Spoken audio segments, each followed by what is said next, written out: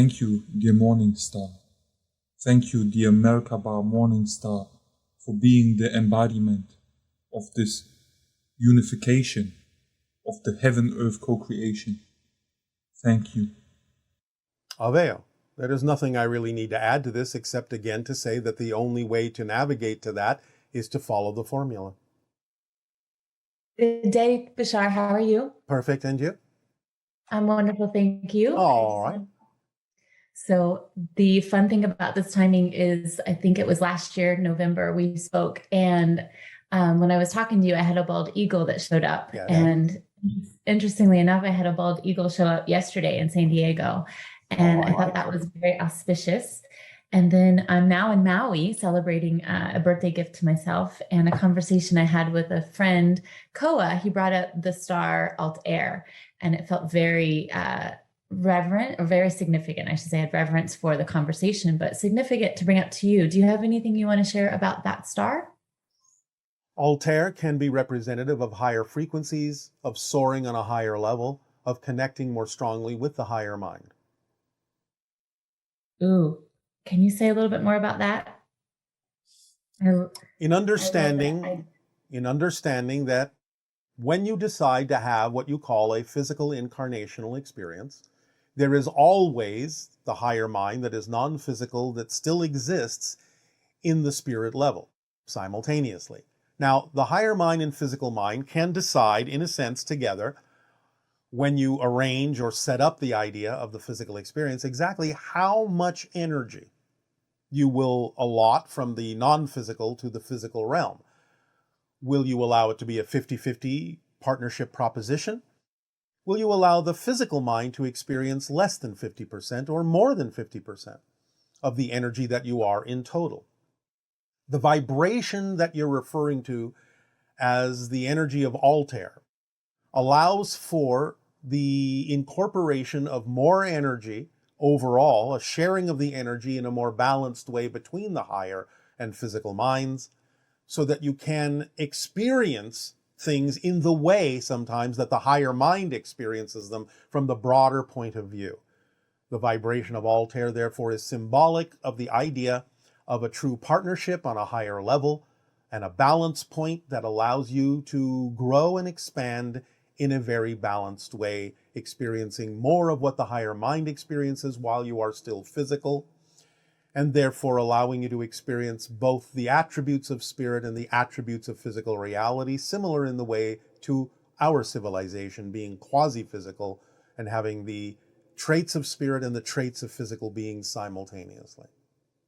That's perfect. So the thing that I actually really wanted to talk to you about is the experiences I'm having where I feel like I'm dreaming in my wake state, and everything you very are.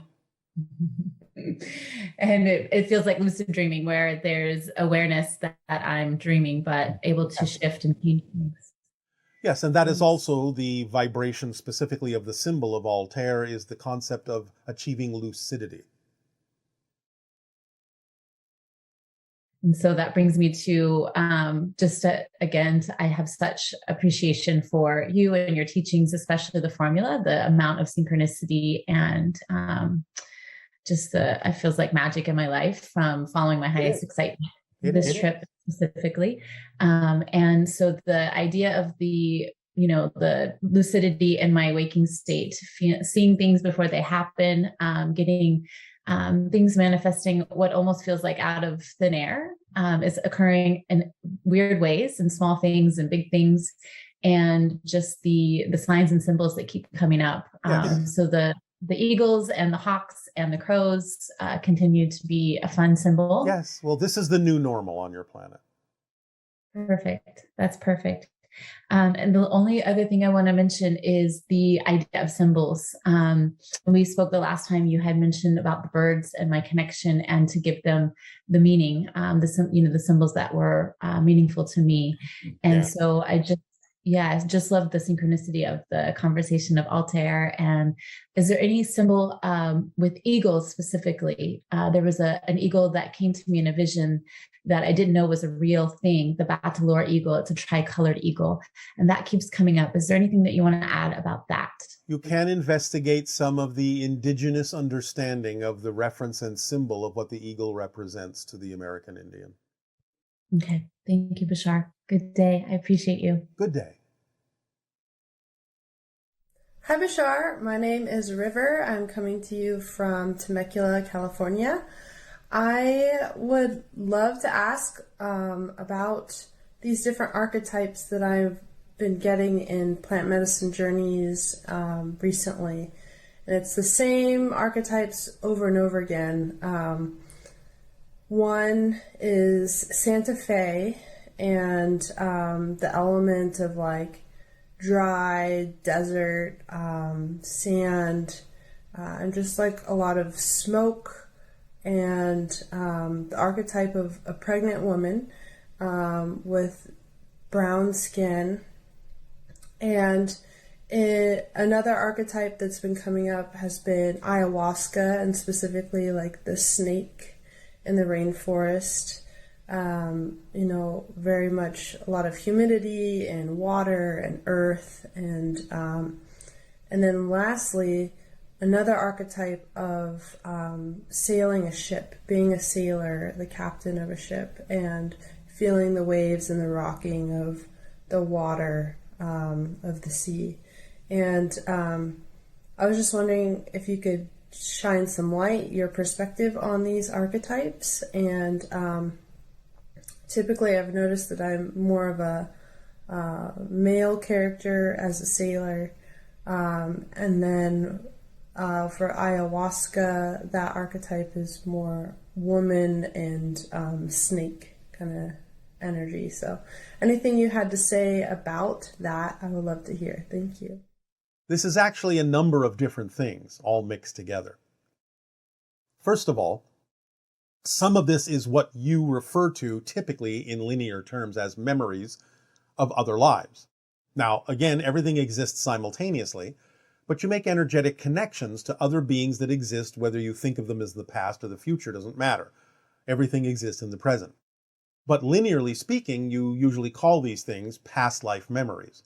So the idea of the sailing on the ocean and so on and so forth is more in that direction of connecting your energy to beings that are sailors and merchants and traders, exchanging goods and information across vast oceans as a symbolic archetypal representation of the exchange of information between different levels of your consciousness in order to make stronger connections and stronger bonds to integrate yourself more fully. The idea of the ayahuasca and the teachers of the earth and the idea of the Southwest is more a representation of connections to indigenous American Indian experiences and shamanistic experiences also in South American jungles. The idea being also that you're attempting to integrate and balance the masculine and feminine energies within yourself. And the snake represents the idea of ancient wisdom that makes you pregnant with new ideas to bring forth a new you. So the idea of the polarization of the dry desert sands and the lush humidity of the jungles is also what you're exploring and bringing into integration, are those ideas of what may seem to be opposites, and yet they all come from the same basic central source. So all of this has to do with interconnection, forming stronger bonds between different aspects of your consciousness, the physical mind, the higher mind, the polarization of different experiences and environments that you're connecting to that allow you for stronger integration within yourself of many different aspects that will allow yourself to be born anew as a new person. So you have many different symbols here archetypally to help you understand the integration going on in your journey right now. Hello, Bashar. Good day. Good day. I have a few questions about emotions in the home. And the first one is, how come our emotions are displayed more intensely and deeply in the home and family rather than at work or socially? Because in the home, you have the ability to understand where the emotions come from and go through whatever process you need on a personal level to allow your belief systems to be sorted out and to be chosen based on what you prefer. Whereas when you are in a working situation, the idea then is to bring what you've learned about being who you are and applying it to a team effort, so to speak, rather than working on the idea in a more personal and private way when you have the time to do so. So one is inner work, and one is the result of the inner work going into outer work. Yeah, I love that. Okay, I relate to that. Thank you. Yes. And so when we're triggered emotionally in the home, it can look like we regress to the age maybe that possible trauma happened. Is that what happens? Because, you know, you can just get like childlike sometimes, whether it's you or your partner or... Yes, you take on the vibration. You can, don't have to, take on the vibration of the timing of the occurrence. But again, the idea is to allow yourself to understand how you can benefit from what you experienced and how you can become a different person that no longer has that history. And sometimes it's harder than others. So is that just practice? Like you see the same kind of pattern happening again. Is that just practice of mindfulness and just growth? Yes. But again, it can be an indication of what kind of beliefs you're specifically holding on to that don't necessarily allow you to move forward. So remember, there's no such thing as an inherently difficult situation. Only the belief makes it seem difficult. And if you understand how beliefs work and how they do that to perpetuate themselves, speaking of negative beliefs, then that's something to understand more clearly as well. Because sometimes it may not even be that you really have that much left to work on, but the negative belief may not want you to let it go, and therefore it may make it seem that there's more there than meets the eye. So it can just go and repeat until you kind of understand that, get that at a deeper level. Exactly, because that's one of the tricks of the negative belief, is making you think that, well, this is going to happen again, and well, this is going to happen again, and well, this is going to happen again, and well, this is going to happen again. And that just keeps you in a loop that doesn't really allow you to realize you may have actually already dealt with this. It's the last vestige. It's one of the tricks that represents the last vestige of a negative belief attempting to prevent you from letting it go. That's just how negative beliefs perpetuate themselves. So there may be nothing left to really look at, but the negative belief may convince you that you'll keep revisiting this. Yeah, tricky. Yes, very. So when you understand how negative beliefs work, you'll start to see through the smoke and mirrors. Now, if there is truly something for you to deal with, then you'll find that too. But pay attention to the fact that negative beliefs may be giving you empty threats when there's nothing to resolve anymore. Yeah, that's helpful. Thank you. That's really helpful. You're welcome. And so our family ancestors, their unresolved emotional issues, do they get passed down until someone in the family lineage evolves them? Like their negative beliefs, say my great-grandmother's negative belief, if she never transformed that, that's going to be somewhere in me and coming through? Possibly. It depends on the agreements that you have made in your relationship to the idea of your family. Now, other people will also, in some way, shape, or form, on some level, continue to also resolve those things in their own way, on their own path. But yes, you may have agreed to play a part in helping to resolve that issue for the family. It just depends on your agreements. Okay. And the home, is the home, the vibration of the home, is it a reflection of our higher selves? You know how like your ships can be a reflection of your higher self. Do our homes have a similar vibration for us? Well, they can, but usually on your planet at this point and for some time, they've been more a reflection of the agreements that you've made with each other as a soul family.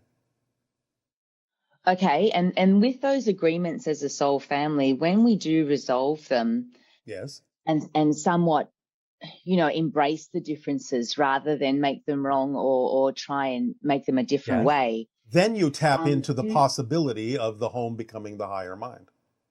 That's what I thought. Okay, that's what I was about to ask. That's the idea, is not to have a fake existence in the home, but it's to get to a point of complete peace around each other, because it does feel more intense in the home than anywhere else. Well, yes, because that's where you've agreed to work on these things with each other. Because it's more intimate, it's more personal. And then when we, as a collective family, whether we're conscious of it or not, but we're at peace with each other, that creates a vibration that can, I don't know, can it create a vibration where we can connect deeper to our ancestors or to beings like yourself because of that?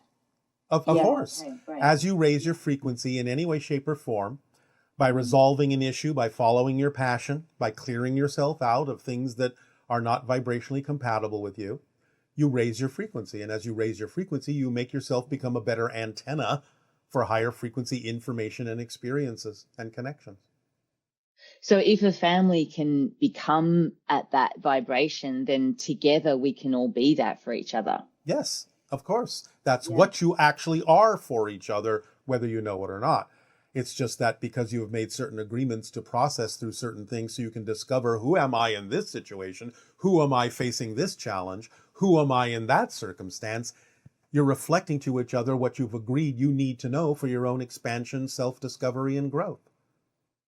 Yeah, so as well as like my brother sometimes could be reflecting a part of my own unconscious that I'm not yet strong enough to see. So I see it in him. Yes. And then I can take it. Yeah. Okay. It can be that. It can be that. It doesn't always have to be, but it can be that. You have to pay attention and have discernment to decide what's going on. Okay. And that just takes honest self-investigation. Yes.